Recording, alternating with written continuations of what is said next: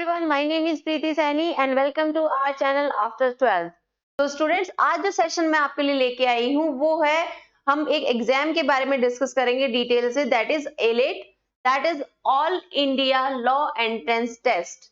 तो स्टूडेंट्स, ये जो एग्जाम है वो कंडक्ट करवाते हैं हमारे नेशनल लॉ यूनिवर्सिटी दिल्ली, और एक नेशनल लेवल का एग्जाम है जिसमें टोटल नियर बाई 90 सीट्स के ऊपर ये एग्जाम होता है। आप सोच सकते हैं 90 सीट्स पे ऑल ओवर इंडिया से स्टूडेंट्स बैठेंगे, तो ये एग्जाम आपका इजी तो नहीं होने वाला। तो स्टूडेंट्स, देखते हैं पूरे एग्जाम के बारे में, पूरी डिटेल लेते हैं इस एग्जाम के लिए और समझते हैं कि हमें किस लेवल की तैयारी इसमें करनी होगी।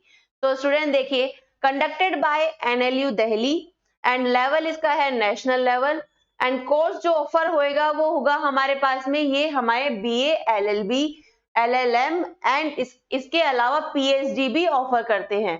लेकिन जो हमारा टारगेट होने वाला है वो है BA LLB के लिए हम ये वीडियो जो है वो बना रहे हैं।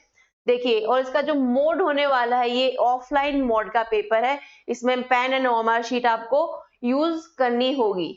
नाउ अगर हम दिल्ली NLU की बात करें तो ये 2008 में इसका फाउंडेशन था, और ये सिर्फ एलेट एग्जाम का जो स्कोर है उसी को प्रेफर करती है।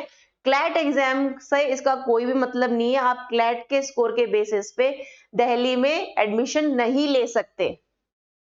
नाउ अगर हम ये डिस्कस करें कि इसके एग्जाम में आपसे क्या क्या पूछा जाएगा, कौन कौन से सब्जेक्ट हैं जो हमें पढ़ने होंगे इस एग्जाम के लिए, तो वो है English language, current affairs and logical reasoning. अब इसमें नाम तो केवल लॉजिकल रीजनिंग है, बट इसके अंदर आपसे क्वांटिटेटिव टेक्निक्स और इसके अलावा आपका जो लीगल रीजनिंग है वो भी इसके अंदर शामिल होता है इस कोर्स के अंदर, ठीक है। तो इससे आपसे 50 क्वेश्चंस 50 मार्क्स के पूछे जाते हैं, एंड करंट अफेयर्स में 30 क्वेश्चन 30 मार्क्स के पूछे जाते हैं, एंड लॉजिकल रीजनिंग के आपके 70 क्वेश्चन 70 मार्क्स के पूछे जाते हैं। तो आपसे टोटल 150 क्वेश्चंस पूछे जाएंगे, लेकिन आपको टाइम सिर्फ 120 मिनट्स ही दिया जाएगा। तो आप सोच सकते हैं कि इसका डिफिकल्टी लेवल क्लैट के एग्जाम से भी ज्यादा है, क्योंकि वहां सिर्फ आपको 120 क्वेश्चंस थे जो कि 120 मिनट में करने थे, ठीक है। नेगेटिव मार्किंग इसकी बिल्कुल क्लैट एग्जाम जैसी है, जो कि है 0.25। ओके, नाउ अगर हम इसके रजिस्ट्रेशन प्रोसेस की बात करें तो इसके जो रजिस्ट्रेशन ओपन होते हैं वो अगस्त के मंथ में ओपन होते हैं एंड क्लोज हो जाते हैं नवंबर में। इसका एडमिट कार्ड जो रिलीज होता है वो नवंबर मंथ में ही हो जाएगा, एंड एग्जाम जो लगता है इसका वो दिसंबर मंथ में लगेगा। एंड इसका प्रोसेस बहुत फास्ट है, इसका रिजल्ट आपका जनवरी में आ जाएगा और आपकी काउंसलिंग स्टार्ट हो जाएगी। ओके स्टूडेंट्स, नाउ अब अगर रजिस्ट्रेशन की बात करें तो आपको इनकी साइट पे जाके आपको खुद को रजिस्टर करना होता है, जो कि है नेशनल लॉ यूनिवर्सिटी दिल्ली.in, और वहां पे अब आप साइन अप करेंगे, अपने फॉर्म को फिल करेंगे, एंड आप जो भी आपसे डॉक्यूमेंट्स उन्होंने मांगे हैं उसको आप इसमें डालेंगे। देन आपका ऑप्शन आएगा पे फीस का, जो कि आपको फिल देनी है जनरल के लिए या फिर OBC के लिए, दैट इज 3500 रुपए, और SC ST PW के लिए 1500 रुपए आपकी इस एग्जाम के लिए फीस होने वाली है। नाउ अगर क्वालिफिकेशंस की बात करें तो ये बिल्कुल ही क्लैट एग्जाम के जैसा है। आप 12th अपीयर हैं या फिर आप 12th एग्जाम आपने पास कर लिया है, दोनों कंडीशन में ही आप इसमें एप्लीकेबल होने वाले हैं। ओके, नाउ अगर हम मिनिमम क्राइटेरिया, ये केवल उन स्टूडेंट्स के लिए जिन्होंने 12th एग्जाम जिनका रिजल्ट आ चुका है, तो इनके लिए 45% जनरल एंड OBC के लिए है, and 40% SC ST and PWD के लिए, ठीक है। और एज लिमिट की बात करें तो एज लिमिट में कोई भी अपर लिमिट नहीं होती है, तो आप चाहे 18 साल के हैं, 19 साल के हैं, 20 साल के हैं, आप किसी भी एज में आप इस पेपर को दे सकते हैं। नाउ अगर सिलेक्शन प्रोसेस की बात करें तो आपको पता है, मैंने बताया था एलेट का जो स्कोर होता है वही आपका फाइनल सिलेक्शन का आपको फाइनल सिलेक्शन देता है, क्योंकि इसमें ना तो वेट एग्जाम होगा और ना ही इसमें पर्सनल इंटरव्यू होगा, ठीक है। तो फाइनल मेरिट लिस्ट जो आएगी उसमें आपका सिलेक्शन आपका डिसाइड होगा। अगर अब देखिए इसमें टाई ब्रेकर कैसे डिसाइड होता है।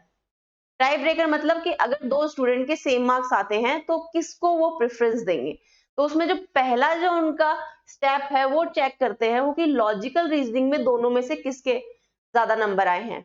अब दूसरा स्टेप वो चेक करते हैं कि मान लो अगर लॉजिकल रीजनिंग में दोनों के सेम नंबर आ गए तो फिर वो करते हैं कि कौन उसमें एज में ज्यादा बड़ा है, जो ज्यादा बड़ा होगा उसको वो प्रेफरेंस देंगे। ठीक है, अगर मान लीजिए किस्मत इतनी बुरी है कि दोनों की एज भी सेम है तो क्या करेंगे वो, तो फिर वो कंप्यूटराइज ड्रॉ निकालेंगे, जिसका लकी ड्रॉ निकलेगा उसको वो सीट मिल जाएगी।